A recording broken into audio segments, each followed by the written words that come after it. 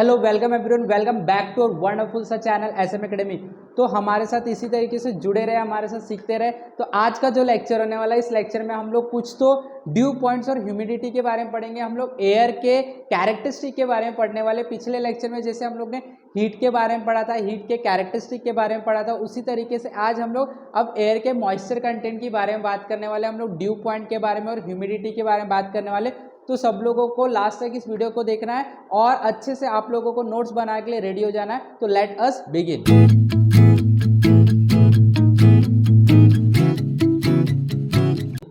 तो देखो यहाँ पे ड्यू पॉइंट एंड ह्यूमिडिटी के कंटेंट जो है बहुत इंपॉर्टेंट कंटेंट है from exam point of view, और आपका अंडरस्टैंडिंग भी इसके अंदर बहुत अच्छा होने वाला है, अच्छा होना भी चाहिए। हमारे अर्थ में we can see that total 71% of the earth is covered by water.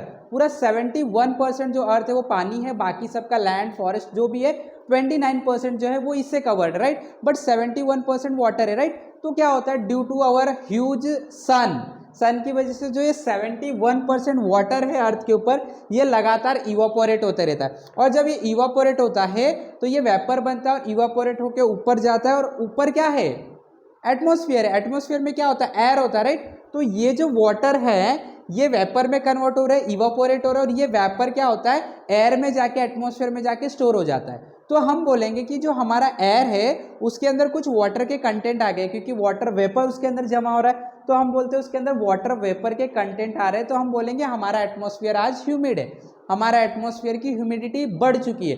तो एक्चुअली ह्यूमिडिटी की जो बात कर रहे हैं यहाँ पे, देखो ये ह्यूमिडिटी का मतलब होता है कि एयर में, एटमॉस्फेयर में कितना अमाउंट ऑफ वाटर प्रेजेंट है, वाटर वेपर प्रेजेंट है, कितना अमाउंट ऑफ वाटर इवापोरेट होकर एयर में चला गया है। देखो क्या होता है, इसमें से 71% में से जो भी वाटर, सारे नहीं इवापोरेट होते, कुछ वाटर इवापोरेट होकर जो एयर में जमा हो गए हैं वो एयर को ह्यूमिड कर देते हैं। तो हम बोलेंगे एयर में ह्यूमिडिटी प्रेजेंट है।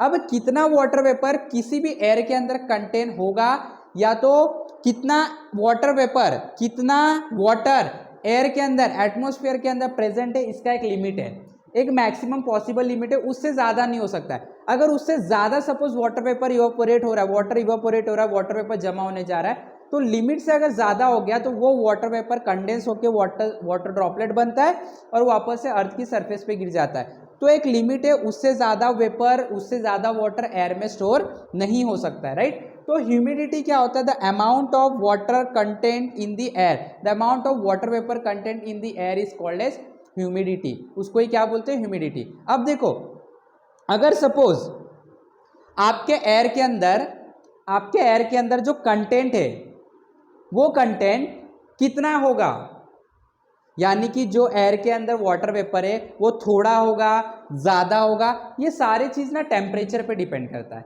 कि वहाँ का जो एयर है उसका टेम्परेचर क्या है। अगर सपोज टेम्परेचर ज़्यादा होता है ना, तो उसी गिवन वॉल्यूम में, एग्जाम्पल से हम लोग समझते हैं, जैसे सब लोग ध्यान दो यहाँ पे, जैसे हमारे पास एक कंटेनर है, इसके अंदर हम लोग ने एयर रखा है, ठीक है।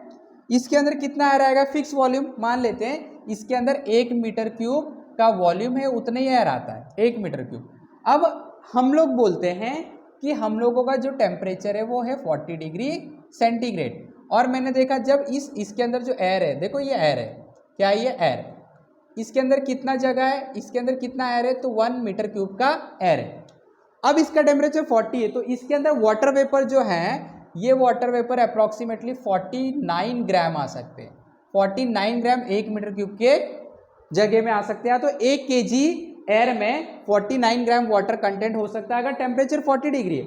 लेकिन अगर यही टेम्परेचर रिड्यूस होकर 20 डिग्री हो गया, तो अब इसके अंदर वाटर कंटेंट का जो लिमिट है, देखो ये मैक्सिमम लिमिट है, इससे ज़्यादा 49 से ज़्यादा वाटर वेपर नहीं आ सकता, 49 ग्राम से ज़्यादा पानी एयर में स्टोर नहीं हो सकता है एट 40 डिग्री। लेकिन वही एयर का अगर टेम्परेचर 20 कर दूँ, वॉल्यूम सेम 1 केजी या तो 1 मीटर क्यूब, अगर मैं सेम रख दूँ और मैं टेम्परेचर कम कर दूँ, तो मैं देखूंगा इसका मैक्सिमम लिमिट जो है 14.9 के आसपास हो जाएगा। इसका मतलब है कि अब इससे ज़्यादा वाटर ये स्टोर नहीं कर पाएगा। देखो अमाउंट ने कम नहीं हुआ है, टेम्परेचर कम हो गया। इसका मतलब किसी भी एयर का कितना वाटर स्टोर करने की जो कैपेसिटी है वो टेम्परेचर पे डिपेंड करता है। किसके ऊपर डिपेंड करता है, टेम्परेचर पे डिपेंड करता है। तो ये चीज़ हम लोग को ये एग्जांपल से बहुत अच्छे समझ में आ गया। टेम्परेचर 40 से 20 हो गया तो सिर्फ और सिर्फ इतना ही एयर 14.9 ग्राम ही वाटर कंटेंट कर रहा है। बट अगर टेम्परेचर 40 तो इतना ही एयर 49 ग्राम वाटर का कंटेंट अपने पास रख सकता है। ये मैक्सिमम पॉसिबल लिमिट है जो कि टेम्परेचर के ऊपर डिपेंड कर रहा है। अब हम लोग समझते हैं एक नया टॉपिक बहुत इंपॉर्टेंट, सैचुरेशन एंड अनसैचुरेशन। ठीक है, तो देखो यहाँ पे सैचुरेशन एंड अनसैचुरेशन, इसको समझने के लिए एक एग्जांपल लेते हैं। देखो क्या है, if the vapour content of the air is at its maximum, air is said to be saturated with vapour. इसका मतलब क्या हुआ, इसको एक एग्जांपल से समझते हैं। मान लेते हैं यहाँ पे हमारे पास इतना जगह है, इसके अंदर 1 kg एयर है और इसका मैक्सिमम लिमिट वाटर होल्ड करने का है 49 ग्राम, मतलब ये 49 ग्राम का वाटर होल्ड कर सकता है। तो मैंने चेक किया कि इतने जगह का जो एयर है इसके अंदर कितना वाटर वेपर है या तो वाटर है, और मैंने चेक किया 49 ग्राम है, मतलब मैक्सिमम जितना स्टोर कर सकता है पूरा है। तो मैं बोलूँगा यहाँ का एयर जो है it is in saturation with vapour. वही लिखा है देखो, if the water content of the air और vapour content of the air is at its maximum, air is said to be saturated with vapour. और अगर if the vapour content of the air is less than its maximum value, then the air is unsaturated with vapour. अगर ये जो air है 1 kg, इस air के अंदर water holding capacity, vapour holding capacity अगर 49 ग्राम है और मैं आके चेक करता हूँ अरे 1 kg एयर में सिर्फ 20 ग्राम ही पानी है, तो मैं बोलूँगा अब यहाँ का जो एयर है वो सैचुरेट नहीं हुआ है, अनसैचुरेटेड वेपर के साथ। So this is the very important concept, saturated and unsaturated, saturation of air with vapour, unsaturation of air with vapour. वापस से quick revision, what is saturation of air with vapour? अगर आपका एक fix volume का air है, fix volume का air में water का कंटेंट मैक्सिमम है, वाटर का कंटेंट मैक्सिमम है, तो हम बोलेंगे यहाँ का एयर सैचुरेटेड है वेपर के साथ। अगर मैक्सिमम लिमिट से कम वेपर कंटेंट कर रहा है तो हम बोलेंगे वो अनसैचुरेटेड है, राइट। तो ये सारे जो कंसेप्ट है बहुत इंपॉर्टेंट कंसेप्ट है, आप लोगों को समझ में आ रहा है होप। तो अब एक और इंपॉर्टेंट कंसेप्ट देखेंगे and that is due point temperature. Very important concept, due point temperature. Due point temperature देखो क्या दिया गया, suppose unsaturated air at certain temperature is taken and its temperature is decrease. ध्यान से समझना है। सपोज मैंने क्या किया, मैंने कुछ एयर लिया, ठीक है, जो कि अनसैचुरेटेड है, मतलब ध्यान से यहाँ पे एक एयर है, ठीक है, एकदम ध्यान से देखो, यहाँ पे एक एयर है 1 kg, ये अनसैचुरेटेड, मतलब इसके अंदर जो वाटर कंटेंट है 49 से कम है, क्योंकि हम लोग ने माना है कि 1 kg में अभी 49 रहता है, मान लिया लिमिट है, लेकिन उससे कम वाटर कंटेंट है, मतलब यहाँ का एयर क्या है, अनसैचुरेटेड है। वही बोला if suppose unsaturated air at certain temperature is taken, और टेम्परेचर मान लेते 40 है, हम लोग ने ले लिया अनसैचुरेटेड एयर, ठीक है, उसका कंटेंट 49 होना चाहिए लेकिन कम है, इसके लिए अनसैचुरेटेड है, and its temperature is decrease. अब मैंने धीरे धीरे यहाँ के एयर का टेम्परेचर 40 से डिक्रीज करने लगा, ठीक है, डिक्रीज करने लगा। तो जब 40 था तो इसका लिमिट क्या होना चाहिए 49, और 20 है तो इसका लिमिट क्या होता है 14 बोल देते हैं, ठीक है। तो मैंने देखा 40 डिग्री पे इसका लिमिट तो 49 है, लेकिन उस टाइम पे था इतना नहीं, उस टाइम पे था, मान लेते हैं अनसैचुरेटेड है ना, तो कम था, 30 था, 30 ग्राम वाटर था। 40 डिग्री टेम्परेचर पे 49 लिमिट है, 49 ग्राम वाटर रहना चाहिए, लेकिन 30 ग्राम था, इसके लिए तो बोल रहा हूँ अनसैचुरेटेड है। अब मैंने उसका टेम्परेचर कम करने लगा, और मुझे ये भी पता 20 डिग्री पे 14 ग्राम होना चाहिए। अब मैं इसका टेम्परेचर क्या करने लगा, कम करने लगा, कम करने लगा, कम करते करते मुझे एक पॉइंट मिला, एक टेम्परेचर मिला, जहाँ पे मुझे एक टेम्परेचर मिला, 30 किया, 25 किया, और करते करते मुझे 20 मिल गया, और मैंने देखा वहाँ 14 ग्राम ही अब इसके अंदर क्या बचा है, वेपर बचा है। फिर से मेरे पास पहले 40 डिग्री टेम्परेचर का एयर था, उसके अंदर मैक्सिमम 49 ग्राम वाटर रहना चाहिए, लेकिन था नहीं, 30 ग्राम ही था, मतलब अनसैचुरेटेड एयर थे। फिर मुझे पता 20 डिग्री पे 14 ग्राम ही एयर का कैपेसिटी होता है, तो मैं इसका टेम्परेचर कम करने लगा, 40 से 30, 25, 20। जब मैं 20 किया, मैं देखता हूँ उसके अंदर कंटेंट 40 नहीं बचा, 14 ग्राम ही बचा, मतलब जितना मैक्सिमम उतना ही बचा ना, मतलब सैचुरेटेड हो गया, क्योंकि 20 डिग्री पे मैक्सिमम लिमिट 40 नहीं होता है, और उसके पास 40 नहीं दिख रहा है, मतलब ये सैचुरेट हो गया, राइट। तो अब ये टेम्परेचर को, जिस टेम्परेचर पे अनसैचुरेटेड वाला एयर सैचुरेट हो जाता है, उसी टेम्परेचर को हम लोग क्या बोलते हैं, ड्यू पॉइंट टेम्परेचर। फिर से जिस टेम्परेचर पे अनसैचुरेटेड वाला एयर सैचुरेट हो जाता है उसी को ड्यू पॉइंट बोलते हैं। तो देखो इट्स टेम्परेचर इज डिक्रीज, मैंने डिक्रीज किया, ए टेम्परेचर इज रीच, एक टेम्परेचर मिलेगा eight which the air become saturated with vapour. तो जो टेम्परेचर पे आपका अनसैचुरेटेड एयर सैचुरेट हो जाता है उसी टेम्परेचर को हम लोग क्या बोलते हैं, ड्यू पॉइंट टेम्परेचर बोलते हैं। ठीक है, एकदम क्लियर। एक बार आप वापस से फोकस कर लेना है, रिवीजन कर लेना है, प्रैक्टिस कर लेना, आपके दिमाग में हमेशा के लिए बैठ जाएगा। अब बहुत इंपॉर्टेंट टॉपिक आते हैं परसेंटेज रिलेटिव ह्यूमिडिटी।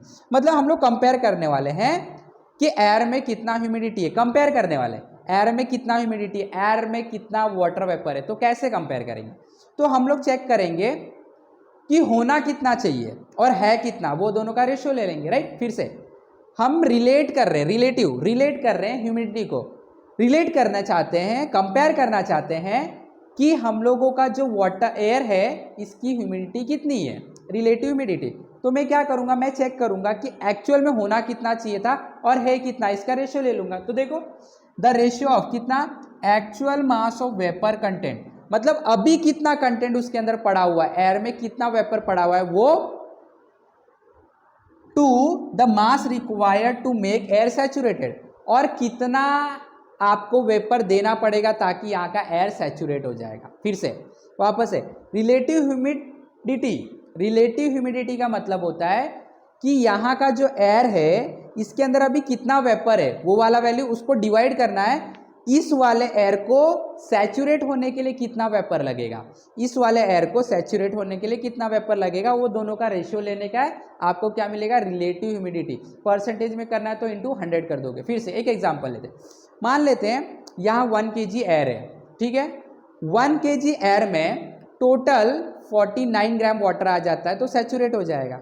लेकिन मान लेते हैं अभी है नहीं, 1 kg एयर में सिर्फ 20 ग्राम वाटर है तो अनसैचुरेटेड है। ठीक है, तो मैंने ये वाला वैल्यू ले लिया। मास कितना अवेलेबल है, मास of the vapour content in the air, कितना वेपर कंटेंट प्रेजेंट है, तो कितना प्रेजेंट है, 20 लिख दिया, अपॉन कितना चाहिए, कितना चाहिए, 40 चाहिए ना, 40, तो जो भी आएगा उसको हम लोग क्या बोलेंगे, रिलेटिव ह्यूमिडिटी। तो देखो क्या है, the ratio of actual mass of the water content in air for a given volume and temperature to that mass required to make air saturated, कितना और मास लगाना पड़ेगा ताकि एयर सैचुरेट हो जाए, ताकि उसका वाटर कंटेंट 40 हो जाए, कितना और मास डालना पड़ेगा, दोनों को डिवाइड करो इंटू 100 करो, आपको क्या मिल जाएगा, रिलेटिव ह्यूमिडिटी। तो percentage relative humidity, actual mass of vapour content, कितना अभी प्रेजेंट है water vapour, divided by mass of water vapour to make the air saturated, कितना और कंटेंट लगेगा ताकि वेपर सैचुरेट हो जाए, into 100। This is called as relative percentage relative humidity. तो आई होप कि सब लोगों को ये जो कंटेंट है, आई होप कि सब लोग को ये कंटेंट बहुत अच्छे समझ में आए। फटाफट शेयर कर देना, लाइक कर देना, सब्सक्राइब कर देना है। अगर आप चैनल पे नए हो तो अपने दोस्तों को भी बताना। Till then have wonderful learning, have wonderful day, thank you very much.